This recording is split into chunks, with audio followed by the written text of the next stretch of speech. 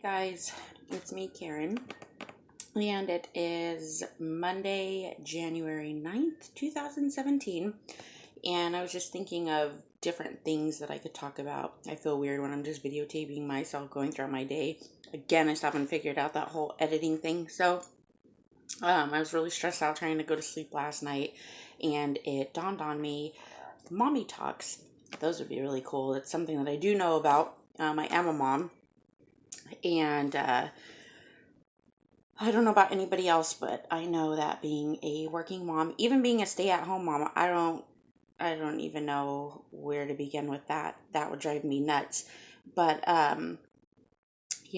today is a good day, and it's because it's a Monday, and that is because I have a 4-year-old strong-willed, crazy little boy.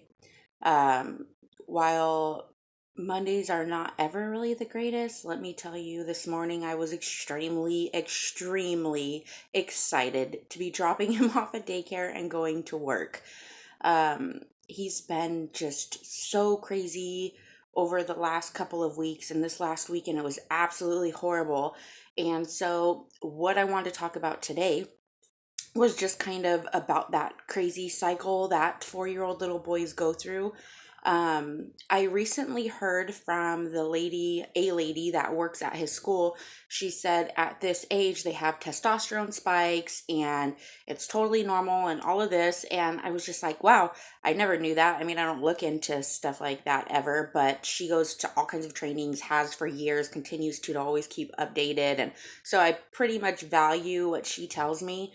Um, but it made a lot of sense. If you think about it, kids, you have them and their skin has to adjust, their digestive system has to adjust, their immune system, their breathing, everything has to adjust to not being inside and protected in you. And as they start growing, their mind starts expanding, they start learning things, they start developing, and it's just a whole new world.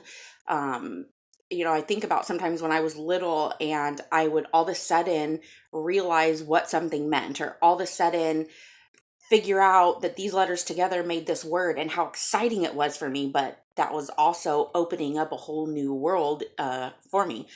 And I started looking up this testosterone spike, or online it'll call it a testosterone surge.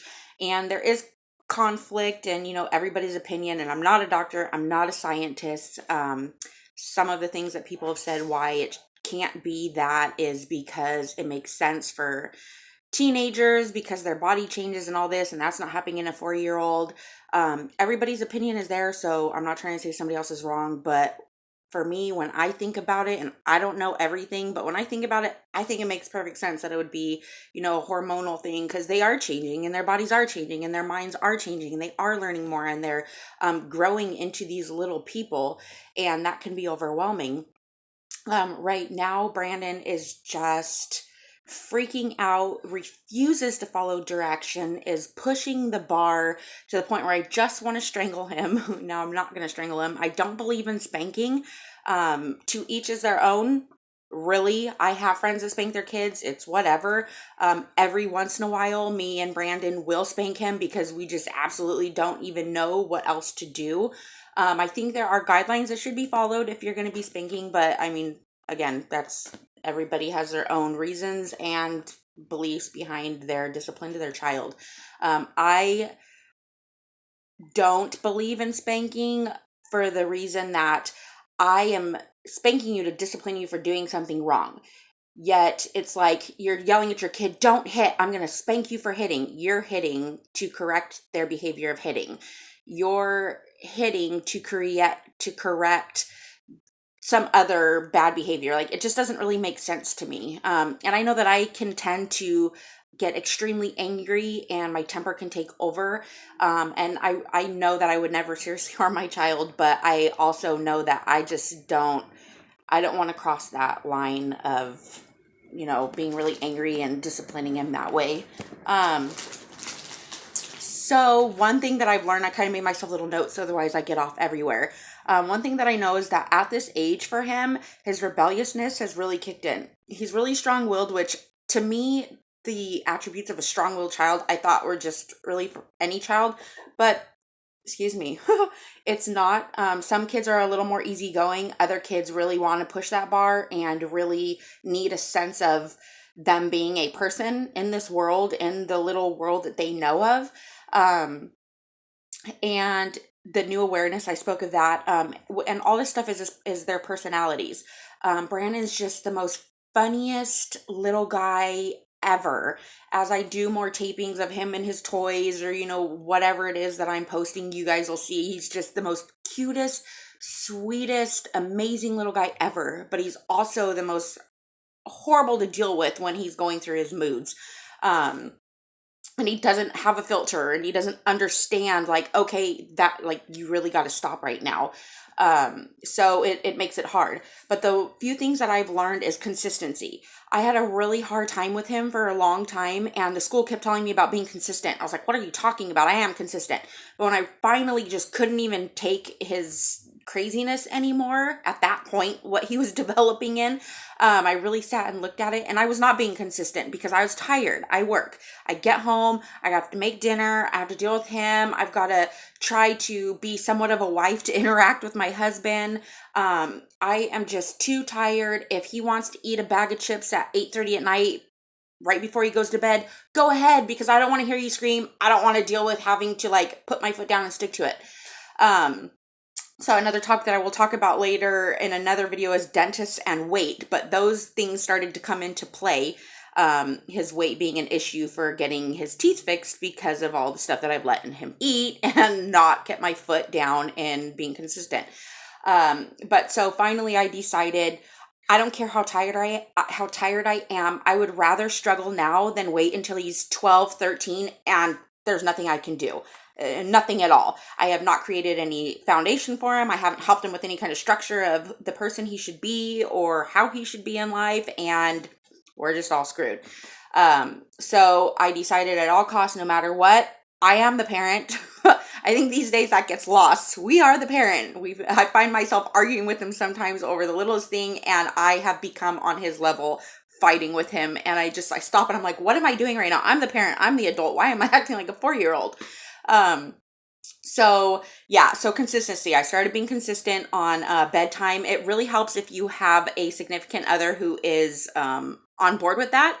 If you're a single parent, that almost makes it easier. I know there are parts that make it harder, but as far as making a decision of what you're going to do to be consistent, it is a lot easier a lot of times as a single parent if you can't get on board with the other person. But me and Big Brandon are on board with what we want for the most part, and some things we kind of differ. But as far as being consistent with his bedtimes, we're trying to get on top of all the time brushing teeth, like every morning, every night, get that into a routine for him. But for the behaviors, when he did something, when he threw something, when he hit us, when he started yelling, when he wouldn't pick up his toys, whatever it was, we decided that we were going to deal with it right there, right then. So he understood, like, this happening because of this. For the toys, we started putting them in garbage bags if he wouldn't pick them up.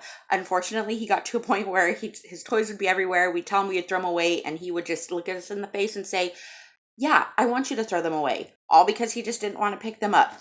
So as they start developing, you start realizing that you have to change the way that you're dealing with them too.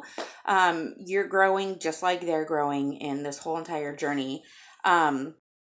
Calmness.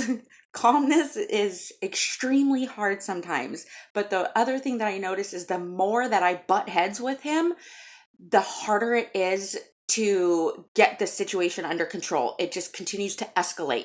And I'm sure any parent can see that, even though you might not realize it at the time. And sometimes it almost seems like there is no other way other than to freak out and just yell and lose it at them because you just don't know what to do. But when I'm able to be calm, which is usually most of the time, but when I'm able to be calm with him and be patient, that's another thing.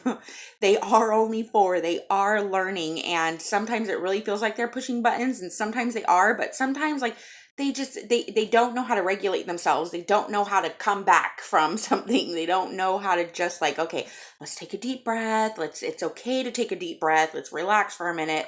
And they learn a lot of these things from us. And, they always talk about kids mirroring their parents or other adults. I've been seeing it so much lately, and it really makes me sad because I see him react, just get so frustrated and so just like upset over something. And I'm watching me reacting to him in that. Like, that's exactly how he's reacting, is the way that I've been reacting to him lately. And so it really makes me stop and think like, okay, wait a minute. I'm kind of going off into a direction that I don't want to go. I need to come back to where I was. I need to figure out what's happening here. So yes, I would love to have these conversations. I love actually talking about parenting and stuff. I want to try to actually have a talk about being a parent to a 4-year-old little boy on Mondays. So you can look forward to that if this is something that you even look forward to watching or enjoy watching. But I want to talk, one of my topics, I have a bunch of them. I've been thinking about different things to talk about. And of course, they'll always come up as he grows up. But potty training is going to be a big one that I'm going to talk about. Dealing with the dentist, brushing teeth, that kind of stuff. And weight, because my son, you've seen him, or you will see him. He might not kind of appear to be too big, but he's really big. He's like off the charts with his weight. And again, I'm not that big, but I'm still considered obese with the way that the doctors look at things. So, but I knew it became an issue when he would run for extremely short distance and he would be out of breath. He's almost constantly sweating when he starts being active and moving around and doing things. So yeah, so that's something that we've had to address and start dealing with, and we have, and I'll talk about that again also. But I hope you guys enjoyed this. I actually enjoyed this one. This was cool. If you have any questions, post them below, or if you have any topics that you want to talk about, or you want me to talk about, or just something that we can discuss on parenting children, post it below and I will look at them. And I don't, have I'm not hugely popular or anything. So I have, I won't get lost in anybody's comments. So please go ahead and do that. And I hope you enjoyed this. Have a great, great week. Remember, be calm, take a breath. There are hearts, there are lives, and sometimes they really need us to help them come back too. Bye, guys.